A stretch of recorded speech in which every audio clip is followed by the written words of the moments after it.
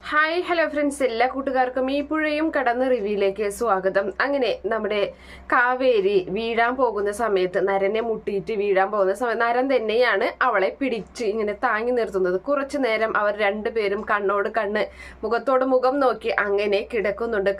നരന്റെ കൈകളില് നമ്മുടെ കാവേരി കിടക്കുകയാണ്.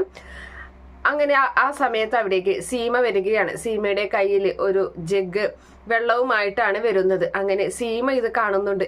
എന്താ ഈ കാണുന്നത് എന്നുള്ള രീതിയിൽ പെട്ടെന്ന് സീമയുടെ കയ്യിൽ നിന്നും ആ ജഗ് താഴെ വീണ് പൊട്ടുകയാണ്. അങ്ങനെ ആ പൊട്ടുന്ന ശബ്ദം കേട്ട് നരൻ തിരിഞ്ഞു നോക്കുന്നുണ്ട്. അപ്പോൾ കാണുന്നത് സീമ ഇങ്ങനെ താനിങ്ങനെ ഇവിടെ പിടിച്ചു നിൽക്കുന്നത് കാണുന്നതെന്ന് മനസ്സിലാക്കിയ നരൻ പെട്ടെന്ന് തന്നെ കാവേരിയെ അവിടെ താഴ്ത്തിടുകയാണ്. അപ്പോൾ തണ്ടലും കുത്തി നമ്മുടെ കാവേരി അവിടെ വീഴുകയും ചെയ്യുന്നുണ്ട്. അപ്പോൾ സീമ മനസ്സിൽ കരുതുന്നുണ്ട്, ഇത്രയും നേരം ആ കുട്ടിയെ താങ്ങി നിർത്തിയിട്ട് ഞാൻ കണ്ടെന്ന് മനസ്സിലാക്കി അതിനെ അവൾ താഴ്ത്തിട്ടു എന്ന് കരുതുകയാണ്.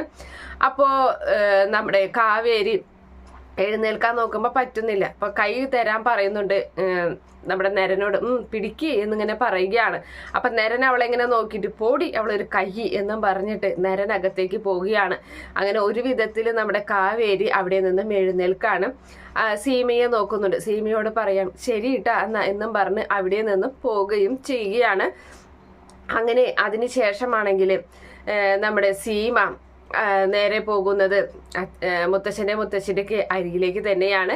അപ്പോൾ അതിനു മുമ്പായി നരൻ അവിടേക്ക് എത്തുകയും ചെയ്യുന്നുണ്ട്. അപ്പൊ നേരം വരുമ്പോഴും ഈ മുത്തശ്ശിയും നല്ല വിഷമത്തിൽ തന്നെയാണ് ഇരിക്കുന്നത്.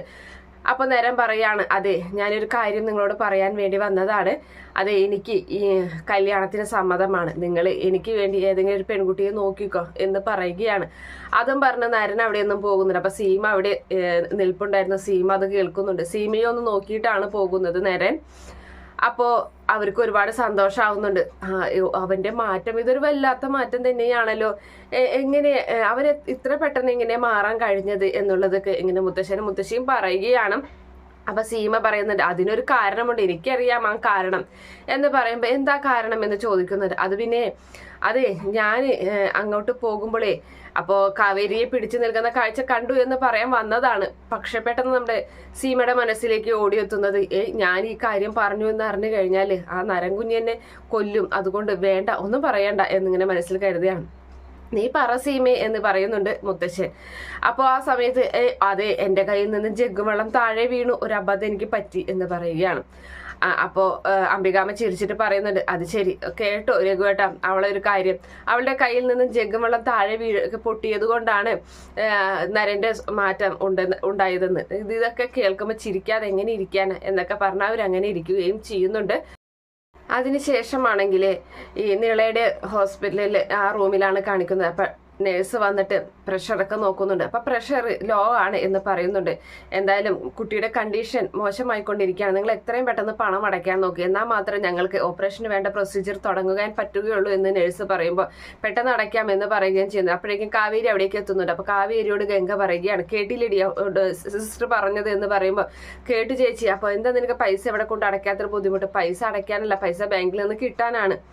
അപ്പൊ എത്രയും പെട്ടെന്ന് നീ അത് റെഡിയാക്കാൻ നോക്ക്. എന്നാൽ ശരി ചേച്ചി, ഞാൻ ബാങ്കിലോട്ട് പോയിട്ട് വരാം, ഞാൻ വിളിച്ചു ചോദിക്കട്ടെ ശരിയായോ എന്നും പറഞ്ഞ അവൾ പെട്ടെന്ന് പുറത്തേക്ക് ഓടുകയും ചെയ്യുന്നുണ്ട്. നിള ചോദിക്കുകയാണ് എന്താ അമ്മയെന്ന് ചോദിക്കുമ്പോൾ ഒന്നുമില്ലടാ എന്ന് പറഞ്ഞിട്ട് നമ്മുടെ ശാരദ നിളയുടെ തലയിൽ ഇങ്ങനെ കൈ തലോടുകയും ചെയ്യുന്നുണ്ട്. അങ്ങനെ അവള് ടെൻഷനോട് കൂടി അവിടെ അങ്ങനെ ഇരിക്കുകയാണ്. അതേ സമയത്താണെങ്കിൽ ഈ പറയുന്ന രാഗിണിയും അതുപോലെ തന്നെ നിവിനെയുമാണ് കാണിക്കുന്നത്. നിവിന് വലിയ കുഴപ്പമൊന്നുമില്ല, കാലിന് ചെറുതായിട്ട് ഒരു പരുക്കും അതുപോലെ കൈക്കുണ്ട്. അങ്ങനെ ചെറിയ പരുക്കുകളോട് കൂടി അവൻ രക്ഷപ്പെട്ടിട്ടുണ്ട്. ആ സമയത്ത് രാഗിണി അരികിലിരിക്കുന്നുണ്ട്. രാഗിണി ഓറഞ്ചിന്റെ തൊലി ഇങ്ങനെ ഒലിച്ചുകൊണ്ടിരിക്കുകയാണ്. അവന്റെ കണ്ണിലോട്ട് തന്നെ നോക്കുന്നുണ്ട്. അവനാണെങ്കിൽ ദേഷ്യം വരുന്നുണ്ട്. അപ്പൊ രാഗിണി അതിൽ നിന്ന് ഒരു അല്ലി എടുത്തിട്ട് പറയുന്നത്, നിനക്ക് വേണ്ടേടാ ഓറഞ്ചി, വാ തുറക്കുന്ന.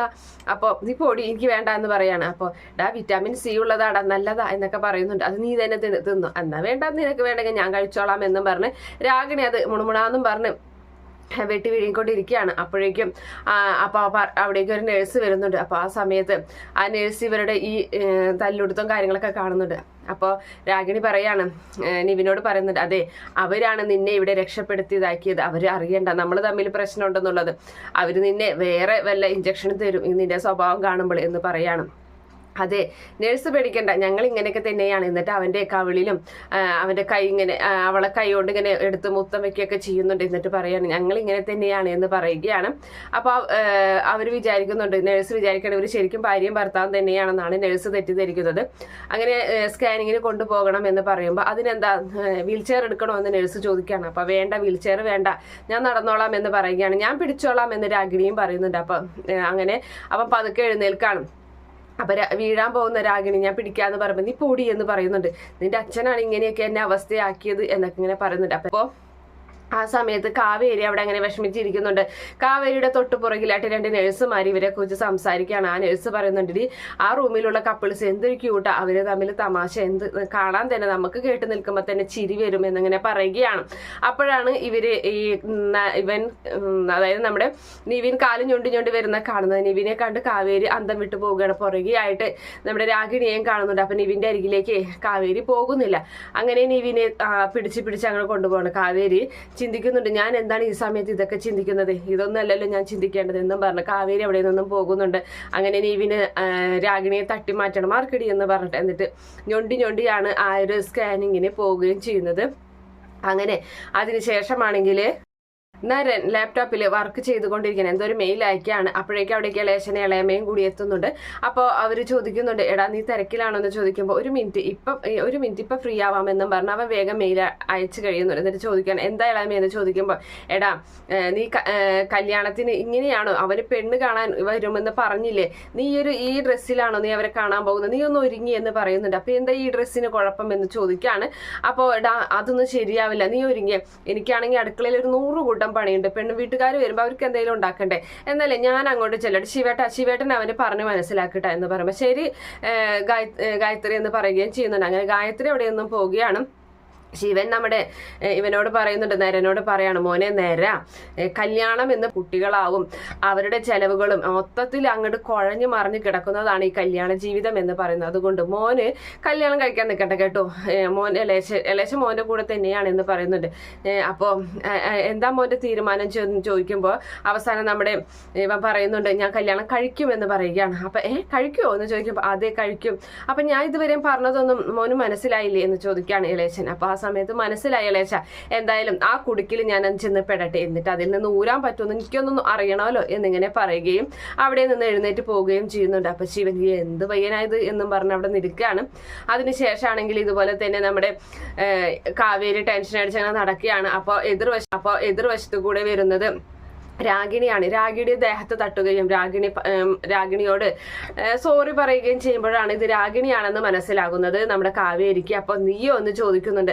അപ്പോൾ നീ നിവിന്റെ റൂമിൽ പോയിട്ട് വരുന്നതാണടി കാണാനായിട്ട്, നിനക്ക് നാണില്ലടി, നിന്റെ ഭർത്താവിനെ കാണാൻ എന്തടി ഞാൻ പോകുന്നു എന്ന് ചോദിക്കുമ്പോൾ രാഗിണി ഞെട്ടിപ്പോവുകയും ചെയ്യുന്നുണ്ട്. അപ്പൊ ആ സമയത്ത് എടി എനിക്ക് ഇത് ഈ വിരലൊന്നും ഞൊടിച്ചാൽ കിട്ടാവുന്നതുണ്ടായിരുന്നല്ലോടി നിവിൻ എന്ന് പറയുന്നത്, പക്ഷേ എനിക്കത് വേണ്ടാന്ന് വെച്ചിട്ടാടി എനിക്ക് വേണ്ടാത്ത നിനക്ക് കിട്ടിയപ്പോൾ നിനക്കത് വലിയൊരു സ്വർഗം പോലെ ആയാലും നീ വേണമെങ്കിൽ എടുത്തോടി എന്ന് പറയുമ്പോൾ നമ്മുടെ രാഗിണി അവളുടെ മുഖത്തേക്ക് അടിക്കാൻ വേണ്ടി കൈ ഓങ്ങുമ്പോൾ നമ്മുടെ കാവേരി അത് അവളുടെ കൈ തടയുകയും ചെയ്യുന്ന ഭാഗത്തോടു കൂടി ഇന്നത്തെ എപ്പിസോഡ് അവസാനിക്കുകയാണ്. ഈ റിവ്യൂ ഇഷ്ടപ്പെടുകയാണെങ്കിൽ ഈ ചാനൽ ഒന്ന് സബ്സ്ക്രൈബ് ചെയ്ത് സപ്പോർട്ട് ചെയ്യണേ. Okay friends, bye, thank U.